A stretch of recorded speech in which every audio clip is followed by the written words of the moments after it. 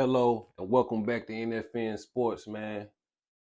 Had a good day yesterday, man. Made some good money yesterday, man. It was a lot of good games out there, man. Just about to give you a quick recap on a couple Saturday games that I took personally, and just to tell you what I saw out there. So let's get right into it, man.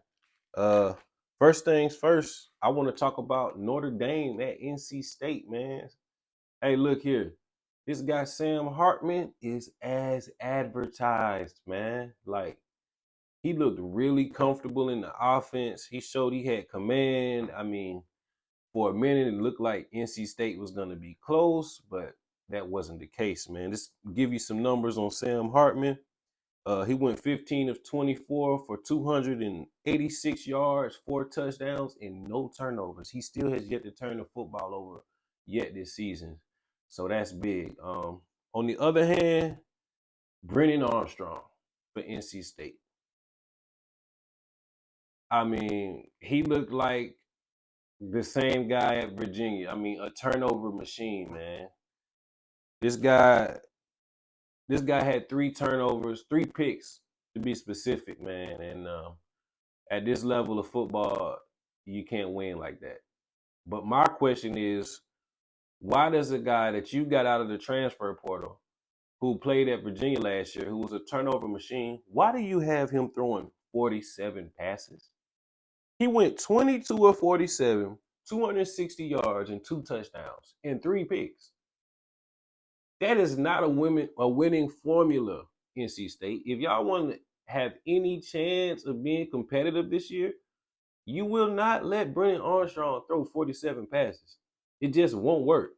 That's not his strong point. He has no value of the football. So if you want to have a chance this year, you need to bring that number way down. Why is this guy throwing more passes than Sam Hartman? Come on, man. That's not gonna work, man.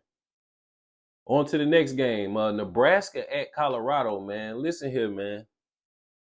This Colorado football team is for real. You can play with them if you want to.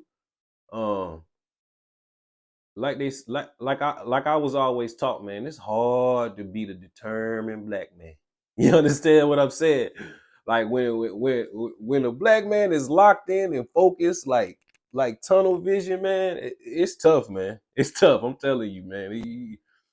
Y'all better watch out, man. Watch what you say, because these boys is watching and paying attention to everything, and they just putting it on their shoulder. Okay, I'm putting this chip here. Oh, what you chip, chip, chip. You better leave them boys alone.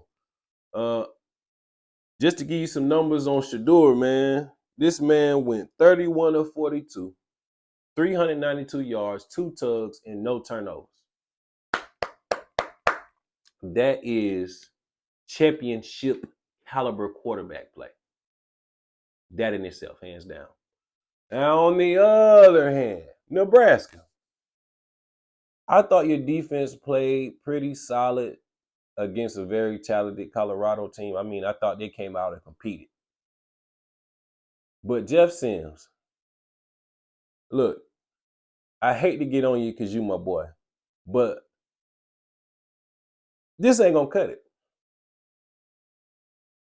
This man went 9 of 15 for 106 yards, 2 fumbles that he lost, and a pick. First off, you already see that this Nebraska football program does not believe in you because you only throwing 16 passes. You cannot win college football throwing the ball only 4 times a quarter. That's why the defense is pinning their ears back and coming to get you, because they know, hey, man, look, if he going to beat us with his arm, he going to have to beat us. And I don't see that happening, man. Just in the first 2 games alone, Jeff Sims has accounted for 6 turnovers, man. That's not going to work, man. So I don't know if the Nebraska fans are watching and listening, but y'all need to talk to y'all head coach and tell him, hey, man, hey, some got to change because this ain't going to work. And it's not at all. Moving on to another game that I took yesterday, and just want to give y'all a quick recap on. It's Texas and Alabama, man. Look, I said Shark seems a little Shark seems a little confident. He seemed like he got his juice. And you know why? Because he knew he had the better quarterback. Let me tell you something.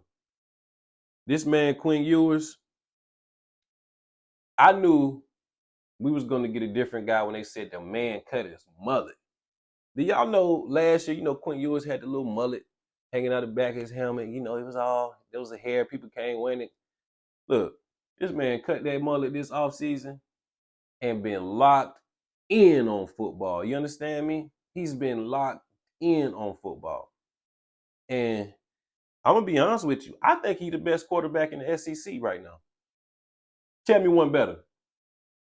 That's what I thought. He's the best quarterback in the SEC right now, man. And I think he knows he has a lot of weapons, man. And they juiced up a little bit. They're juiced up.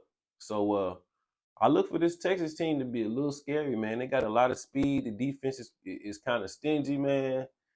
And they're going to cause some problems for sure. But on the other hand, Mr. Milroe, the quarterback from Alabama, listen, I'm not going to lie. I did not think he was good at all. I'm like, man, when I knew that they were going into week one still having the QB competition, I'm like, man, this dude ain't him. I mean, because if not, by now he would have been separated himself. That's just how I feel about it. But one thing I will say is he throws the ball a lot better than I initially thought. Like he throws the deep ball well, and he actually throws the ball with some good velocity, man. There was just one play yesterday that I think really just was the turning point of the game.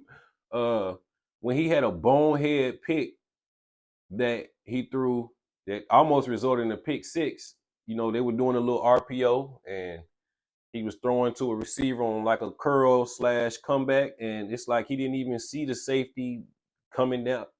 I mean, it's like he threw it right to him. It was just a bonehead pick. I think that's part of him not having very many snaps under his belt. But to all the Alabama Roll Tide fans, listen, don't panic. Y'all gonna be fine. Like y'all will be okay. I mean, y'all played a really good Texas team yesterday, man. And they almost beat you last year. And I feel like y'all was a little bit more talented last year at the quarterback position. So that's part of the reason why I kind of knew that this was a possible outcome. So listen, Roll Tide fans, don't panic. Y'all will be okay. Trust me. Milroe is your guy. And you'll see a much better Alabama team in the next weeks to come. Another game that I was on yesterday, man. Listen here, man.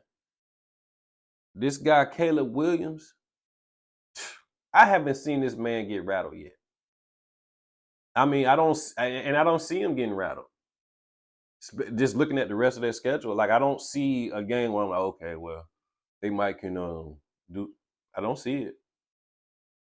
I think USC knows that they're probably going to run the table and they need to do it with some style points. And that's exactly what they're doing. They're not playing with anybody. They're putting their foot on these guys' necks, man. And I'm always a fan. Listen, I feel like college football, it starts with the quarterback. So when you got a guy of this caliber, you're going to always be okay. I mean, your defense really don't have to play defense because this man's going to put up points every time he touches the football. So that's big, man. And one of my last ones that I was on from yesterday, man, Auburn at California. Let me tell you something. Auburn is going to struggle. They only beat California 14-10. And let me just give you a little bit of backstory. Auburn, after last year, said, you know what, Robbie Ashford, he's good, but we need someone who can just throw the ball a little more. We need someone who's a little bit more of a pocket passer. And they go out and they get Peyton Thorne. Listen, this dude couldn't cut it at Michigan State. What make you think he's going to be able to be an SEC quarterback and be productive? It just doesn't make sense to me, Listen, last week when they played UMass, he struggled. The only reason that they scored the points they scored last year is because Robbie Ashford came in the game and ran it in. I think he had like 3 rushing touchdowns last week. And this week at California, they had Auburn as a 7-point road favorite. I think at this time kickoff came, it was like 4.5, but still they did not deserve to be a road favorite at all. I mean, this guy Peyton Thorne, he doesn't look comfortable in the offense. He just looks like I mean, I can't. He doesn't even look like an Auburn-esque quarterback. So I'm not really understanding the philosophy that the Auburn coaches have. Like, it's just not really making sense to me. But I will tell you this: if Auburn wants to be competitive this year, if they want to have a chance in the SEC, they better start that boy Robbie Ashford. Because let me tell you something. You can say, "Oh, he can't throw." Neither can Peyton Thorne. And at least Robbie Ashford gives you that running ability. And let me tell you something else that I noticed last week when Auburn played UMass. That O-line, them receivers, hey, they love when that boy come in the game. Because they're like, yeah, there goes our guy. There goes our guy. Let me tell you something. It doesn't matter if the coach wants a certain guy to be a starter. If the O-line and the skill positions don't believe, hey, this is the guy. This guy gives us the best chance to win. It don't work. They rally behind Robbie Ashford, man. And listen, if Auburn wants to be taken seriously, they better get this boy some more snaps. They have to get this man some more snaps, man. I mean, Peyton Thorne went 9 of 14, had 2 touchdowns in the pick. Once again, like I was talking to y'all about Nebraska. If you got your quarterback only throwing the ball 14 times, you know what that says to me? Man, I don't know, coach. If we want to win, we can't let this guy throw too many times because, yeah, you're right. And that's exactly why you need to start Robbie Ashford. Because if you're gonna only be throwing 14 passes, you need to start Ashford because at least he's gonna give you some on the ground, man. You know.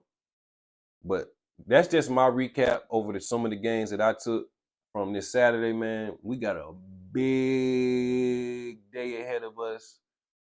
NFL Sunday, coming up. So that's a whole nother segment. I'm already excited. I'm mixing the NFL with the college, but that's all I have for a little recap from yesterday, man. So I look forward to seeing y'all, and we're getting ready to crank up for some Sunday football, baby. NFL sports, man. It's just different.